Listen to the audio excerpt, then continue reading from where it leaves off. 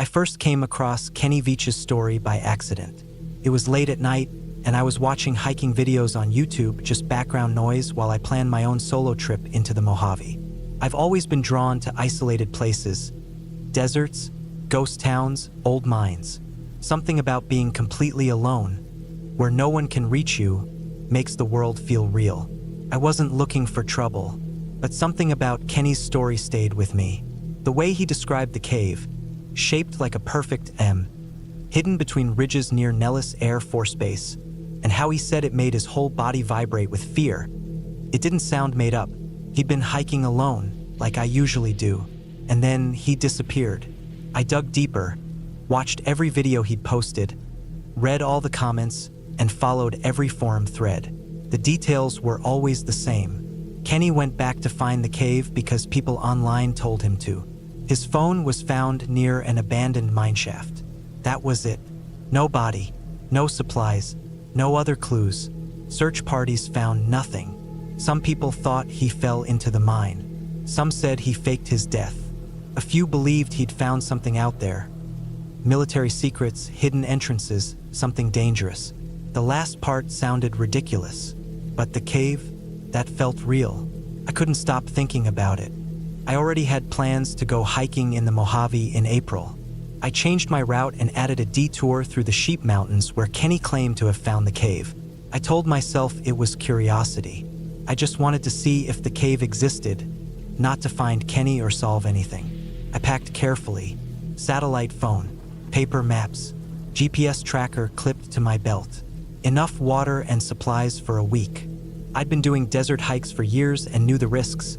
Heat stroke, snakes, loose rock, but I felt prepared. I didn't tell anyone why I was really out there.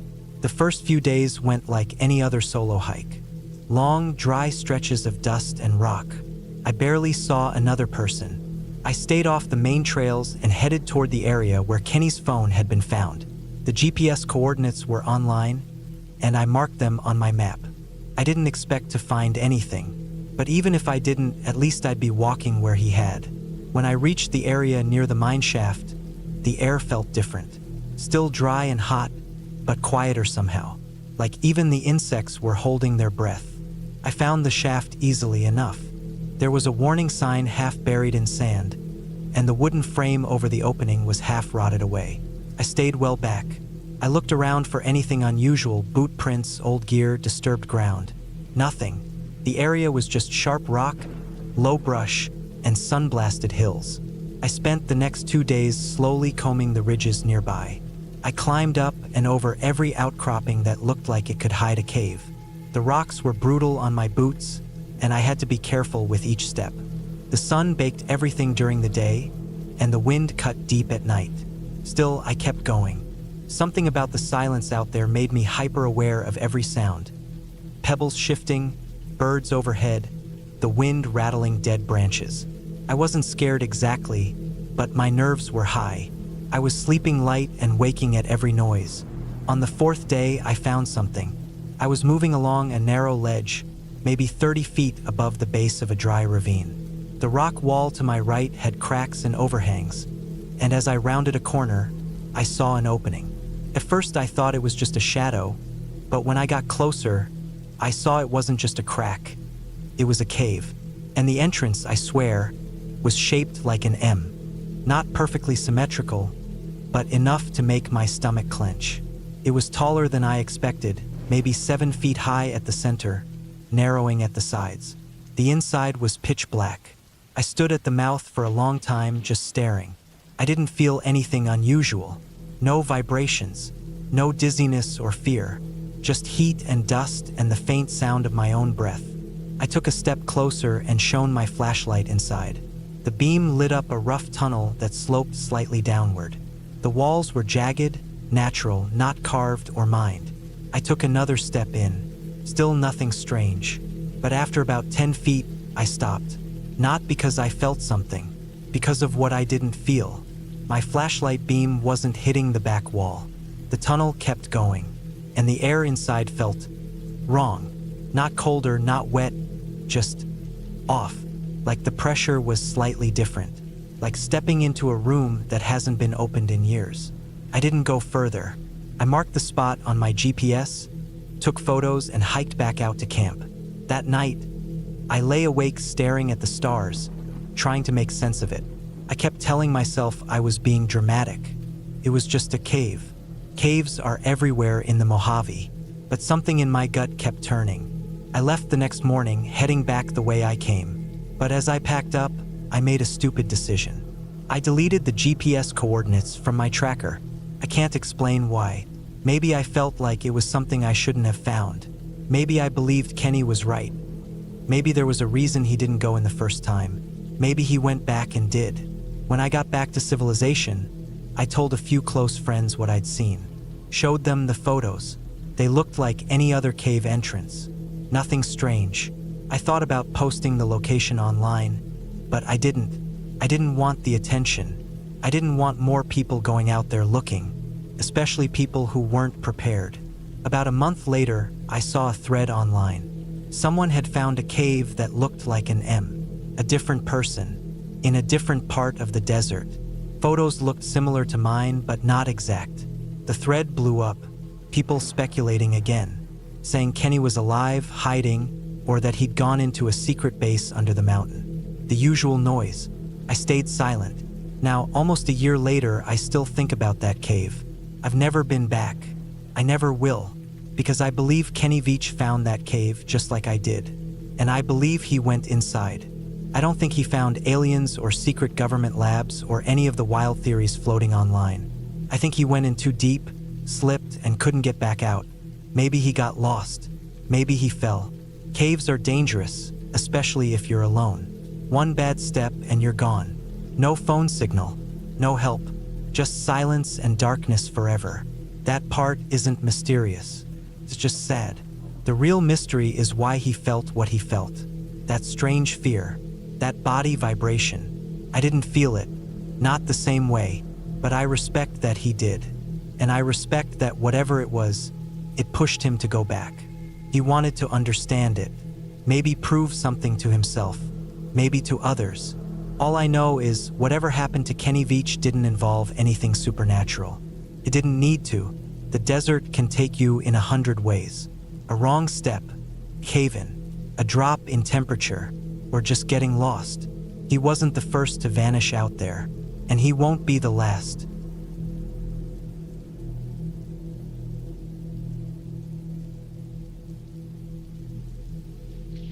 I had been working as a wildlife photographer for a little over 5 years when I took a freelance job that brought me to the Pacific Northwest, around the Salish Sea. The job was pretty simple: capture shots of rare birds and coastal wildlife for a conservation magazine. I'd been living out of a rented cabin on one of the smaller wooded islands nearby, the kind you only reach by a private boat or charter. It was quiet, untouched in many places, with thick mossy forests, rocky cliffs, and narrow inlets that carved deep into the land. Felt ancient and still. I'd wake up early, hike alone with my gear, sometimes not seeing another person for days. The first time I heard about the feat was on my second week there. I was flipping through an old regional paper in a little coffee shop on the mainland, waiting for a weather window to get back to the island. One of the articles had a map dotted with red circles along the shorelines of various islands around the Salish. The headline mentioned, "Yet another foot in a sneaker found on the rocks." It sounded bizarre. The article didn't offer much beyond what I already knew. Several feet had washed ashore over the years, inside running shoes, some matched to missing persons, others not. It had become almost normal, as terrible as that sounds. The explanations were vague. Experts claimed it was natural decomposition, that the foot detaches after death and floats thanks to the buoyancy of the shoe. That didn't sit right with me. I've seen a lot of things in the wild, decomposed animals, bloated carcasses in rivers, but I've never seen a body come apart like that unless something violent happened first. But I shrugged it off and figured it wasn't any of my business. Back on the island, I resumed my work. The forest there was thick and green, constantly damp. My boots always made a soft squelch in the moss and wet leaves. Trees grew in layers, old growth towering over newer saplings, and everything smelled like wet cedar and decaying wood. I carried bear spray, a utility knife, and a satellite GPS just in case.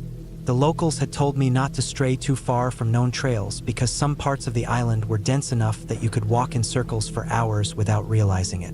Some sections hadn't been mapped in detail at all. One morning, just before dawn, I set out toward a section of coastline I hadn't explored yet. I had spotted a pair of bald eagles circling there the day before. The trail was barely visible, more of a game path than a human trail, but I followed it anyway, careful to mark my route on the GPS. The hike was steep and slow, overgrown in parts. I slipped once and scraped my hand on a broken branch, but eventually made it to a rocky outcropping that jutted over the water. The tide was low, exposing seaweed-covered rocks and the black sand below. While setting up my tripod, I saw something bright down along the shore, tucked between two large boulders.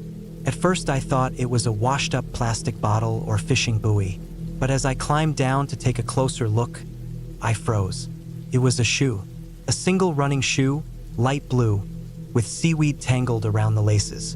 And inside it, still lodged deep, was a human foot. I didn't touch it. I didn't get close. I just stood there for a long time, staring at it. The shoe looked relatively new, maybe a year old, not more. The flesh was grayish and puckered, bloated from seawater. I felt like I was looking at something I was never meant to see. I backed away slowly, took a photo from a distance to record the location, and radioed the authorities with the GPS coordinates. Took hours for them to arrive.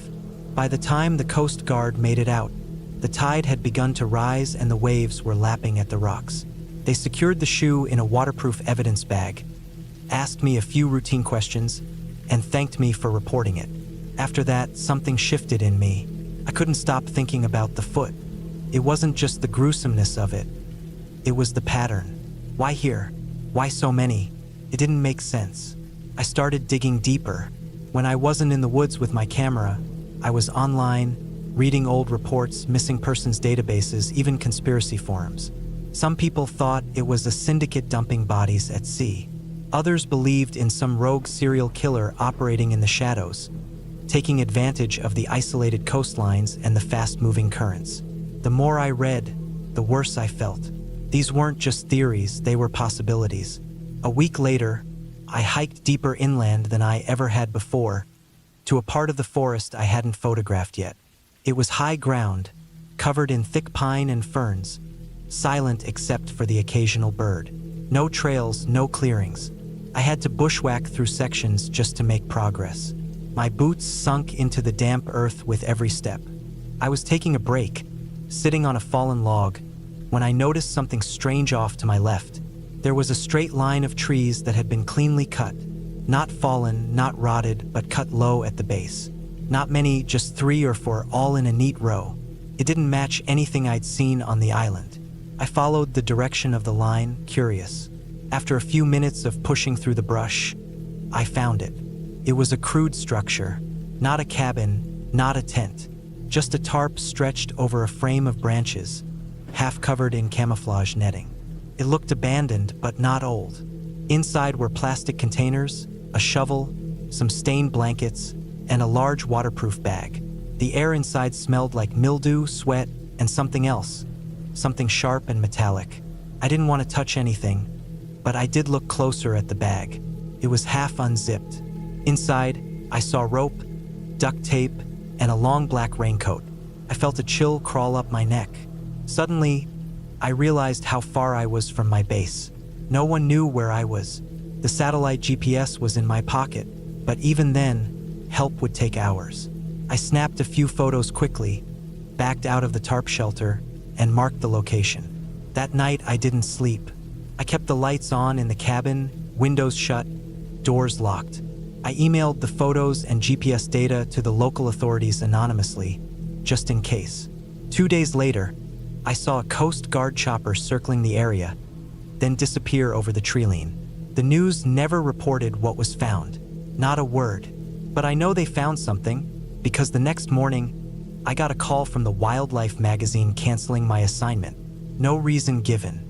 The contact I'd been speaking with for weeks stopped replying to my emails. I left the island that same day.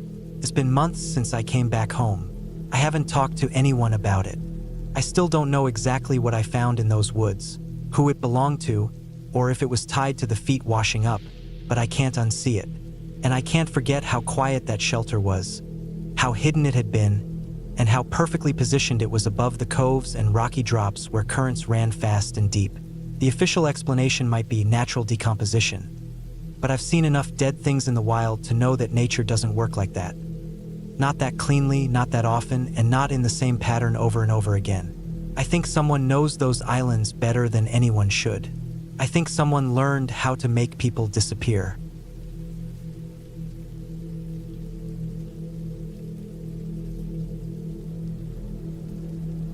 It was late February when we drove out for that basketball game in Chico.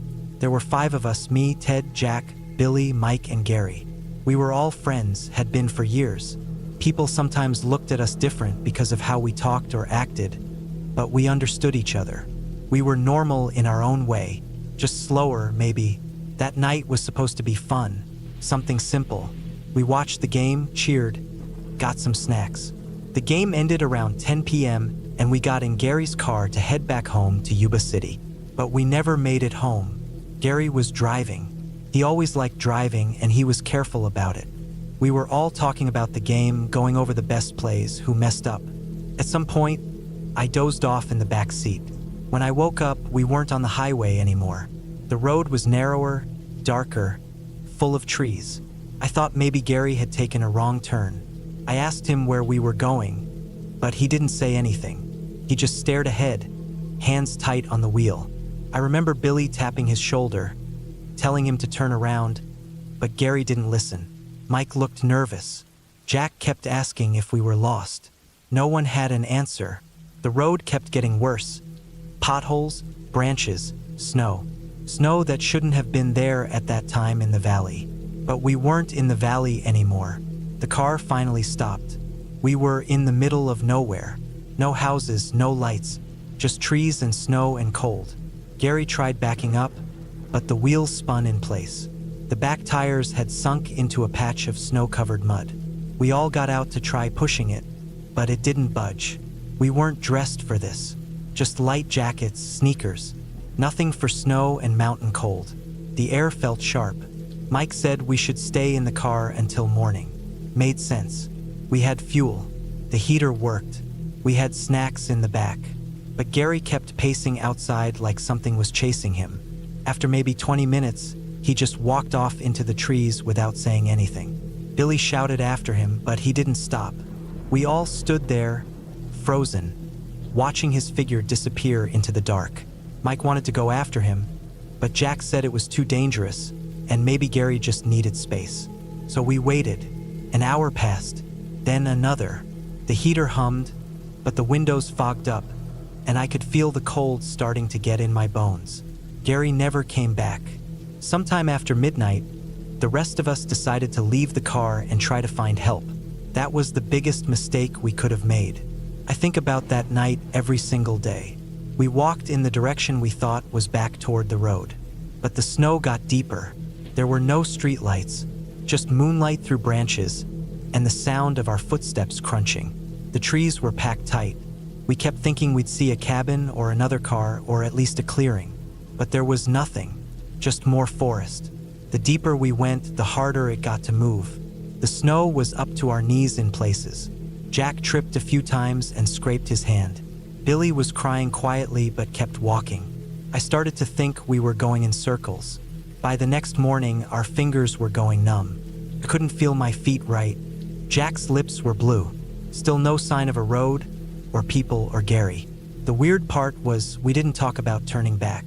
It felt like we were all thinking the same thing, that something back there wasn't right. I can't explain it. It wasn't logical, but none of us wanted to go back. That day, we found a cabin. Not a house exactly, more like an old U.S. Forest Service trailer. It had metal walls, a small chimney, and a heavy door that was slightly open. We rushed inside, hoping for warmth. It was cold inside too, but at least no wind. There was a cot, shelves, a desk, a propane stove, and a locker. Someone had used this place before. It wasn't abandoned. Inside the locker were boxes of food, cans of fruit, beans, dried meat, crackers. Enough to feed 5 people for weeks. We couldn't believe it.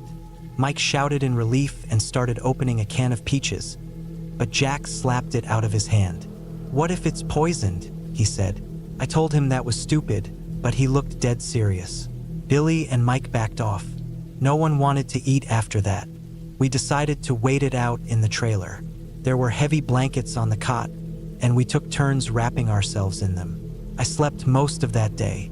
My body hurt from walking, but I remember waking up and hearing footsteps outside. Light, quick ones moving fast past the trailer. I didn't say anything at first, but later Mike told me he heard the same thing. Then Jack, then Billy. We were all hearing something out there, but every time we looked, there was nothing. That night, Jack said he was leaving. He thought we were being watched or hunted. I tried to tell him it was just our minds playing tricks, but he didn't listen. He walked out into the trees around 2 a.m. Mike went after him an hour later. Then Billy. I didn't stop them. I should have. I just sat there, watching the door swing open and shut with the wind. I stayed alone in that trailer for almost 2 weeks. I kept thinking someone would come. I tried turning on the propane heater, but it didn't work. Maybe I was doing it wrong. I tried breaking open a can of food once, just one, but my hands shook so bad, I dropped it. It rolled under the cot and I couldn't reach it. I kept telling myself I'd try again tomorrow, but I didn't. My stomach was twisted in knots, but I couldn't make myself eat. The cold got worse. My fingers turned white, then gray. I wrapped myself tighter in the blankets and stopped getting up. I couldn't move much after day 10. I started dreaming about home, about my mom's kitchen, the smell of soup. I thought I heard her voice once, but it was just the wind. I knew I was dying, not because I wanted to, but because I was too tired to do anything else. They found me in the trailer months later, or so they told my parents. I never knew how much time had passed. Mike's body was found under a bush about 5 miles south. Billy and Jack were deeper in, curled up together like they'd fallen asleep in the snow. Gary's body was never found, just his shoes near a frozen creek. The police said it didn't make sense. Why we'd driven up there, why we didn't eat the food, why we split up. But I remember how it felt out there, like something was wrong with the world. Not ghosts, not monsters, just a feeling like we'd made a mistake we couldn't undo, and that the only thing left was to run. The truth is, it wasn't the forest that killed us. It was confusion, fear, cold. Maybe Gary had a breakdown. Maybe we followed him because we trusted him too much. Maybe we were just 5 guys who got scared and made the worst choices possible. I don't know. I think about it every day. But I do know this. There was no evil thing in the trees. No spirit, no curse. Just silence, cold, and the awful feeling that we were completely alone, and no one was coming to help. We died because we didn't know what else to do. And because the forest doesn't care who you are or what you understand or how afraid you are. It just waits.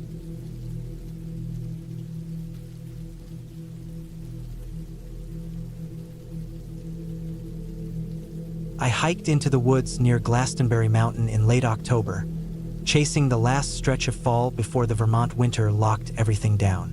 I'd read the stories. I knew about the disappearances. Part of me didn't care. Part of me didn't believe any of it. 5 people vanishing over 5 years in a remote place. It sounded like tragic coincidence mixed with a bit of backwoods myth. I wasn't interested in ghost stories or UFO sightings. I just wanted the quiet, the solitude, and maybe a little thrill from walking a trail with a reputation. The long trail was mostly empty that time of year. I passed a few day hikers near the southern entrance, but by mid-afternoon, I didn't see anyone. The leaves were deep red and gold, thick underfoot. The wind came in steady waves, not strong, but enough to make the treetops hiss and shift like something moving just out of sight.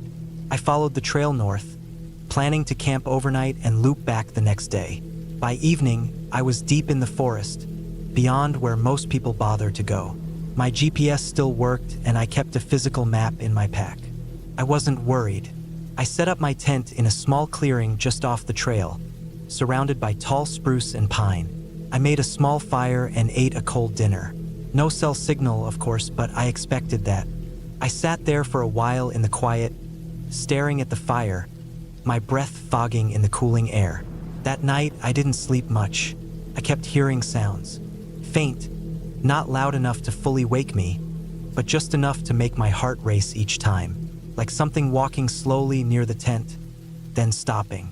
A few times I thought I heard whispering, low, quick syllables that sounded like words, but I couldn't understand them.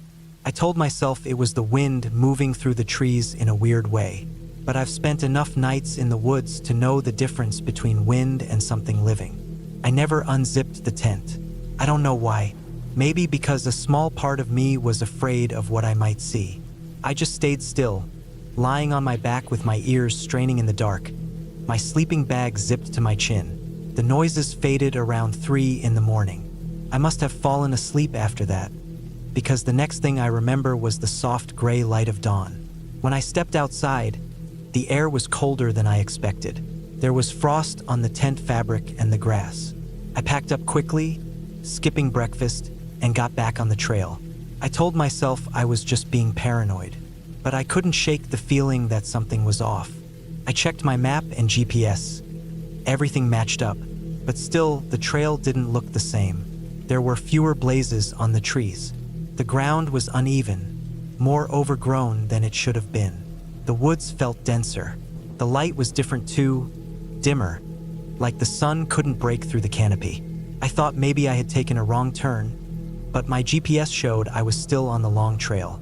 It just didn't feel right. A few hours into the hike, I noticed something strange. No birds, no squirrels, nothing, just silence, except for my own footsteps and breathing. That's when the dread started creeping in for real. I stopped and listened, turning in a slow circle. The trees stood thick and tall all around me. Nothing moved. I looked at my watch. It was a little after 10 in the morning. That's when I saw the marker. A wooden trail sign, old and half-rotted, leaning sideways. It said Paula's Path in faded red paint. That name hit me hard. Paula Weldon, the college girl who went missing in 1946. I hadn't read that detail in any articles.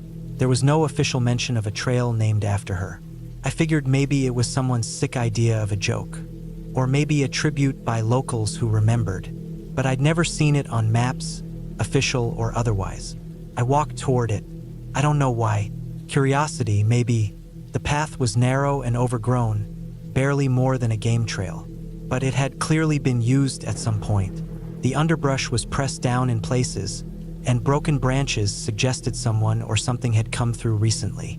I followed it for about 10 minutes, telling myself I'd turn back if it got worse. That path led to a small clearing. In the middle of it was a pile of stones, about knee-high, carefully stacked. It looked like a marker, maybe a cairn. Around it, the ground was blackened, as if there had been a fire there long ago. The air smelled faintly of iron and wet moss. I walked slowly around the cairn, not touching it, just observing. There was something unsettling about it, too intentional, too precise. Then I saw something hanging in one of the nearby trees. First, I thought it was trash caught on a branch, but as I got closer, I realized it was a piece of fabric, weathered, pale blue, like part of an old jacket, torn and sun-bleached, but definitely man-made. It was tied tightly around a branch about 8 feet off the ground. That's when I started to panic. The jacket matched the description I remembered of what Paula had been wearing when she disappeared. I took out my phone, hoping to take a picture even if I had no signal. The screen flickered. Then the battery dropped from 68% to black. Just dead. I checked my GPS device. Blank screen. Nothing. That had never happened to me before. I turned back immediately. The walkout was different. Every 10 minutes or so, I'd hear something behind me. Twigs snapping, leaves crunching, but every time I stopped and turned around, there was nothing. I didn't run, but I came close. I followed my paper map, ignoring the GPS. It felt like I was walking in circles, but I refused to panic. I forced myself to keep moving, to stay sharp. Somehow, by late afternoon, I saw a trailblaze I recognized. Bright blue, freshly painted. I nearly cried. I followed it back to a more familiar section of the trail, and from there I hiked until dark. I didn't stop. I didn't eat. I didn't drink water. I just moved. I reached my car at the southern trailhead around 9 p.m. My legs were shaking, my hands numb. There were no other cars in the lot. I got in and drove until I hit the first gas station I could find, maybe an hour out. I sat in the lot under the fluorescent lights for nearly 20 minutes before I went inside to grab water and snacks. The cashier didn't say a word when he saw me, just gave me a strange look like I'd been through hell. When I got home, I tried charging my phone and GPS. They worked fine. No damage, no battery issues. Photos taken before that morning were still there. Nothing from after. Not even the failed attempts. Just a gap, like I hadn't touched the phone at all that day. I tried to find that Paula's path on satellite maps and forums. Nothing. No mention of it anywhere. I even contacted a local hiking group. No one had heard of it. No one had seen that cairn or the fabric in the tree. I still don't know what I walked into. I don't think it was ghosts or aliens, but I think there's something or someone out there in those woods doing something deliberate. People vanish for a reason. Not all of them fall off cliffs or get lost in snowstorms. Some of them are taken, maybe watched first, maybe stalked. Maybe they're led down a trail that isn't on any map. I haven't gone hiking alone since.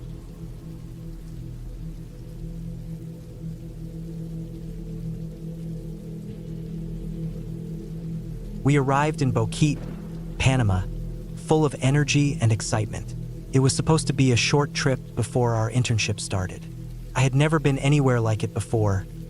Green, mountainous, alive with sounds and smells I'd never known growing up in the Netherlands. Chris was my closest friend. We'd been inseparable since university, both studying cultural anthropology. We planned this trip together for months. Hiking through the jungle wasn't just for fun. It felt like part of our future careers, a chance to explore, to connect, to understand a place different from home. The day we went hiking, the weather was good. We packed light, 2 small backpacks, some snacks, water, a camera, our phones, and 1 map of the trail. It was called El Pianista. Local guides warned that it was easy to get lost if you went past the top, but we weren't planning on going that far. The trail itself was beautiful. Damp and lush, trees hanging low, moss everywhere. The sound of water always close by. We passed a few hikers in the morning, but by midday we were completely alone. That was normal, we thought. The higher we climbed, the less worn the trail looked. At some point, maybe an hour after the top, we realized we hadn't seen a marker in a while. The ground was getting muddier and the trees thicker. Chris wanted to turn back. I did too, but I thought if we just went a little further, we might find a better path down. That was my mistake. We kept going. By late afternoon, we knew we were off track. Our phones had no signal. The map was useless. It only showed the main trail. We were surrounded by thick trees and steep slopes. We decided to head down the side of the hill, thinking it would lead us back toward the river, maybe to a road. But it didn't. We walked for hours until it got dark. We had no flashlight, just the flash on our camera. We found a small flat area between trees and stopped there for the night. I remember feeling nervous but still hopeful. We had food and water. Someone would look for us. But the next day, no help came. We walked all morning, calling out, blowing the emergency whistle I had tied to my bag. Still nothing. Around noon, we tried calling 112 and 911, even without signal. Chris's phone battery was already low. Mine lasted a little longer, but the calls never went through. I started keeping track in a notebook, the dates, the number of calls we made, and what direction we walked. It helped me stay focused, like I was doing something to stay in control. On the 3rd day, we found a river. We followed it, thinking it would lead to a village or a road. It was steep in places, slippery, with sharp rocks and thick vines that tore at our legs. Chris twisted her ankle crossing a wet patch. She tried to hide how much it hurt, but I could tell it was bad. We made slower progress after that. We stopped more often, shared the last of our food. We filtered water from the river with tablets. The jungle around us felt heavier with each day, louder, darker. We started hearing things at night, branches cracking, water splashing where it shouldn't. Once I thought I saw a light in the distance. I yelled, hoping someone was nearby, but nothing came back, just silence. Chris started crying more often. I tried to stay calm, for both of us. After a week, Chris's foot was badly swollen. She could barely walk. I made a sort of splint with sticks and bandages from our kit, and we stayed near the river. I still took pictures, at first to track our surroundings in case someone found the camera, then later to keep a record of where we had been. I used the flash at night. Most of the photos were black or blurry, but I didn't delete them. Felt wrong, like maybe they mattered. We had almost no food left. We ate leaves, wild fruit, whatever we could find. Some of it made us sick. I threw up for a whole night after eating a yellow berry. We started taking turns sleeping. One would watch while the other rested. We didn't say it out loud, but we were both scared something was watching us. Not a jaguar or a snake, something else. I'd catch movement through the trees, too fast to see clearly. I told myself it was just nerves, hunger, confusion. But then we started finding things out of place. Once, a pair of shoes, Chris's, moved several feet from where we left them. Another time, the pack with the medical kit was sitting open, though I was sure I'd zipped it. On the 10th night, I took photos with the flash, scanning the woods around us. When I looked through the pictures the next morning, one of them showed the back of a head. Not mine, not Chris's. Someone was crouched near the trees behind us, facing away. I never told Chris. I deleted the photo, then recovered it again, not sure what to believe. Maybe it was a trick of light. Maybe it wasn't. Chris stopped being able to stand on her own around day 12. I tried to carry her on my back, but I could only go a few hundred feet at a time. She told me to leave her, go for help. I refused, but by day 13, I didn't have a choice. She wasn't waking up. Her skin was hot, her breathing shallow. I sat beside her for hours, whispering to her, holding her hand. The next morning, she was cold. I stayed with her for another night. Then I wrapped her in our emergency blanket and left her by the riverbank. I built a small pile of rocks beside her. It didn't feel right, but I didn't know what else to do. I carried only what I needed, both phones, the camera, some water, and a notebook. I walked downstream for 2 more days. I don't know how I kept going. I barely remember those last days. I was hungry, my lips cracked and bleeding, my feet blistered raw, but I kept walking. I left the backpack on a rock by the river before I crossed a steep section of the stream. I thought if I didn't make it, someone would find it. I climbed over a ridge on the 14th day and saw what looked like smoke in the distance. A village, but I never got there. My legs gave out. I fell hard on the rocks. I think I broke my pelvis. I couldn't move. I laid there for what felt like hours. The last thing I remember was the sound of footsteps on the gravel behind me. Slow, careful. I turned my head, but I didn't see anything. Then everything went black. I don't know who found the backpack, or when they found it. I just know that I wasn't the one who placed it so neatly. I wouldn't have left it that way. My hands were shaking too much and I was too weak to climb back. Someone else moved it. Someone who had been out there, too, watching. When they found the remains, they tried to explain it. Animals, exposure, accidents. But they didn't explain the cut-up pieces of skin, the cleanly removed foot in the boot, the bones that looked untouched by wildlife. They didn't explain the photos, the strange ones, the ones that didn't make sense. They never found the rest of me. Maybe they never will. But I remember everything, every sound, every branch that snapped in the night. Every time I looked over my shoulder and saw nothing. Except I know now there was something. Something that doesn't need to be a ghost to be terrifying. Something that lives out there in the jungle, silent, patient, human.